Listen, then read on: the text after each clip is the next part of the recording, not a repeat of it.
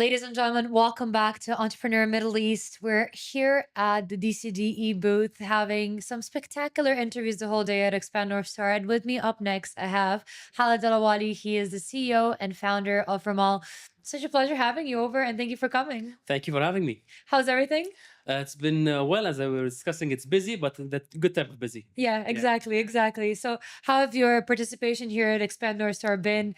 New people, new Yes, opportunities? yes. I mean, first and foremost, الشيء الحمد لله رب العالمين. I mean, we're here thanks to Dubai Chamber of Digital Economy to have us, and we can discuss more about our actual participation this year. But yeah, it's been great. Met many different people, many different new insights and connections. So Right. as you know, it's very nice to see all the diverse people coming all over here and just meeting at this event. So it's Amazing. really nice. Amazing. So tell me a little bit about the company before we open up these special boxes. What is it that you do? So at Remal, we create hardware, and with our own hardware that we design and build, we educate and teach others how to build upon that hardware. And that same hardware is used across different industries, in education, in let's say agriculture, in artistic projects, in industrial applications. So the applications of these pieces of hardware is very versatile. And our foundation is we teach people how to program, and then they can go and make their own companies based on our hardware. I mean, it might not make too much sense, but I mean, as I explain more and you see it, and kind of, I guess, hopefully click. No, of course Yeah. it will. And I was actually having an interview not a while ago with also an IT nerd, and he was telling me how there's actually three layers. You know, you have the hardware and the software, and then that you build upon it, right? So this is the base. We are at the directly, I guess, the marriage of both hardware and software. Okay. So we design this hardware and then we put the software over it. So we are, at the low level of building the foundation. Amazing. Yeah. Amazing. So now we have all these special boxes here. If you can open it up and tell us what is inside. Sure. So thanks to Dubai Chamber of Digital Economy, let's start with the small box. So the small box contains, I just hopefully it doesn't drop. So it has our piece of hardware called Shabaka.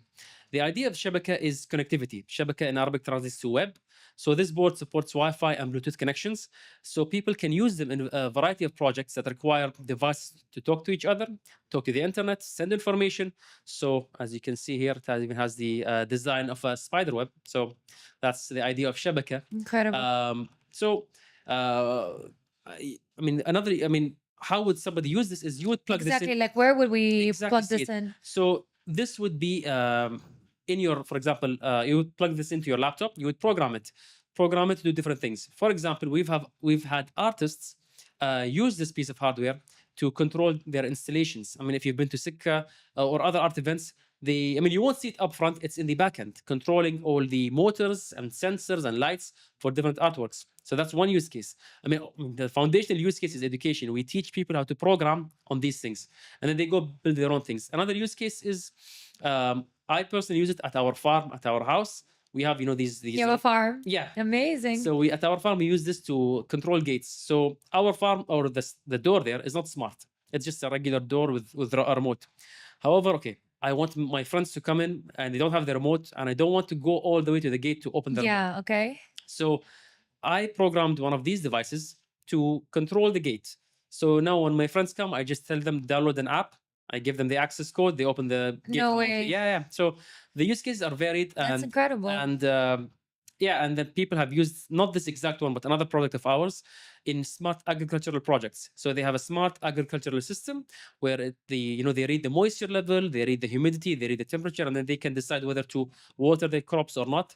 So the same base can be used in a variety of applications. That's the entire point of Remal. And I can tell you more about the origins of Remal. But go for it. But it's crazy that it can be adapted to so many things. First you've said it about your house, which the first thing that came to my head was if you can use it for security purposes, that's such an incredible market to tap into. I agree. But there's so many more when it comes to agriculture, especially here. We want to develop that sector, I think, here in the UAE. Exactly. And we provide the platform to, it's not the full solution, but at least the foundation for you to go and experiment and do more and eventually build your own unique piece of hardware. And then this is the other the VIP gift box here by Dubai Nice. Chambers, and I'd like to again thank them. So Wow, beautiful. so they have an artwork made of sand, and our company name is Remal, and Remal translates to sand. And Okay. so there is hopefully this doesn't fall. So they get this nice How come you board. decided to name it Remal? So it was called Remal because of, let me just put this back because it's heavy. I don't want it to fall. Are you sure people can't copy your idea if it stands like this? Actually, this is open source, meaning I want people to copy the idea because I've noticed this idea. So let me just jump back to the story. I'm okay, last so first, why Ramal? Ramal is, again, it's sand. So there are at least three major reasons why I call this Ramal. First, the components that you see on this piece device, these the ICs, they're made from silicon, and silicon is found in sand. So that's the first idea of, okay, why do we use Ramal? Second thing is, part of the process when I build these boards, it might sound very weird, but I actually use sand, sand from the desert, to actually build these boards. You might ask how. So long story short, it's on our Tell us, website. You please. can, yeah, long story short, these components, when we assemble them, they need to be heated up, and it's called, in the process, called reflowing. So when I get the board, I put the components with a special paste, and then I place it on a skillet, or like it could be anything. It's just something that heats up. And I use sand specifically because sand holds the heat and distributes it evenly. So I actually built a lot of my boards using sand from the desert. And yeah, so that's why it's called Ramal. And then the last reason is, I love the desert. I always go to the desert, and I enjoy our desert. And yeah, so it's really nice to have that connection of culture and technology combined. 100%. No, beautiful. Tell us why did you make Remal? So why was Ramal made? So I was studying in the US at the University of Colorado Boulder.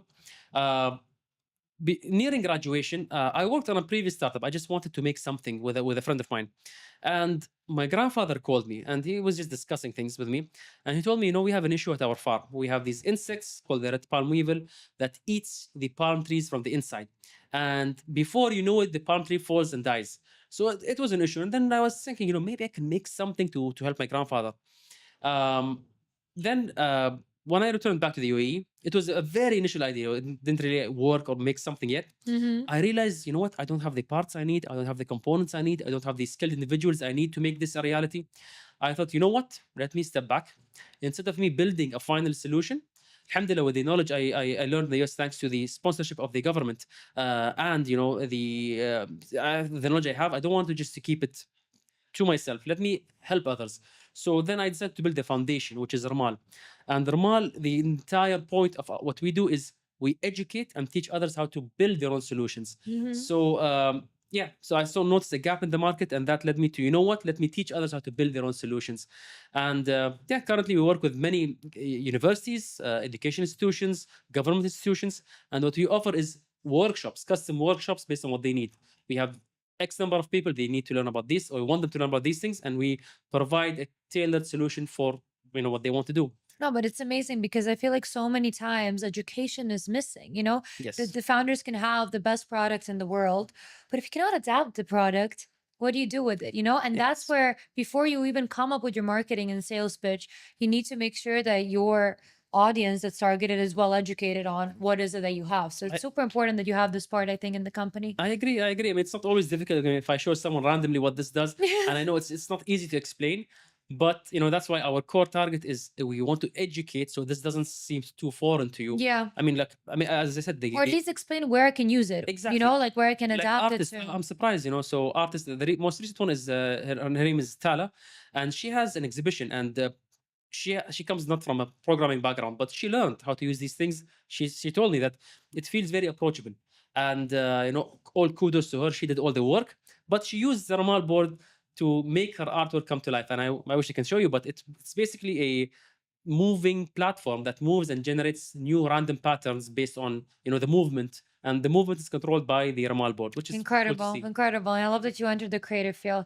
Now, listen, you've told me all about the technicalities of your product. I yes. want to enter a little bit your mindset as an entrepreneur, because I see you're extremely, confident and risk taking, and as well as this resilience. So it's really, I think our audience is gonna be very much interested in what's the mindset that you have behind all of this. Sure. So I have a couple of founder mindset and growth questions. First one for you is, what's the hardest decision that you've made as an entrepreneur?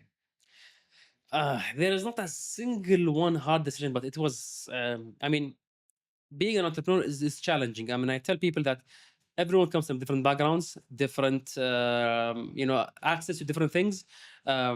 and I guess not everyone is on the same level field, and so you like the decisions you make will vary greatly from someone else. So I guess I know I'm circling the question. There is not really a single difficult point, but one thing I can say is people see What me challenged you? Tell me, like, what was difficult for you? difficult, building these boards.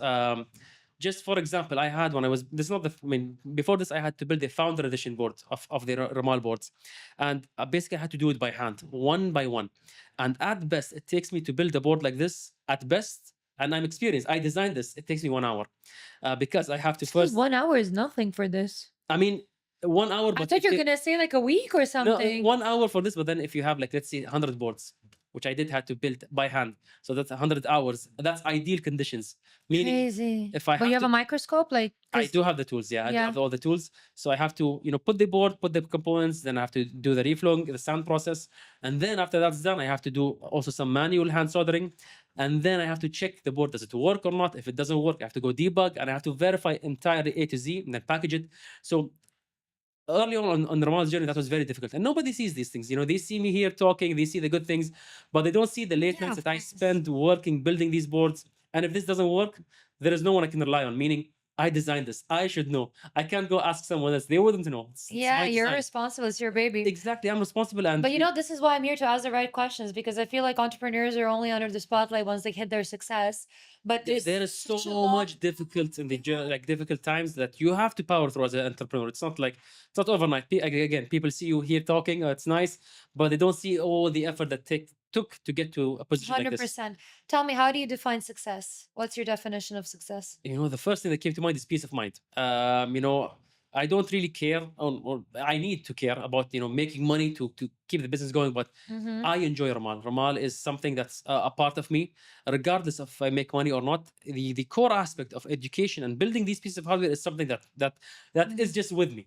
So I think every entrepreneur is to be successful is you have a product that you enjoy working on, you're passionate about, and hopefully it also makes money. That's to keep the course. business going. But Of course. I think it's the 'Cause peace of money mind makes is number one. the world go round at the end of Exactly. the day. But I like the fact that you didn't say that, success equals money, that there's something more important, which is Peace of mind. you go to bed, in a calm state of mind, as you've said. Or at least it's not easy, but enjoying the business you do, enjoying Exactly. the thing you're actually building. 100%.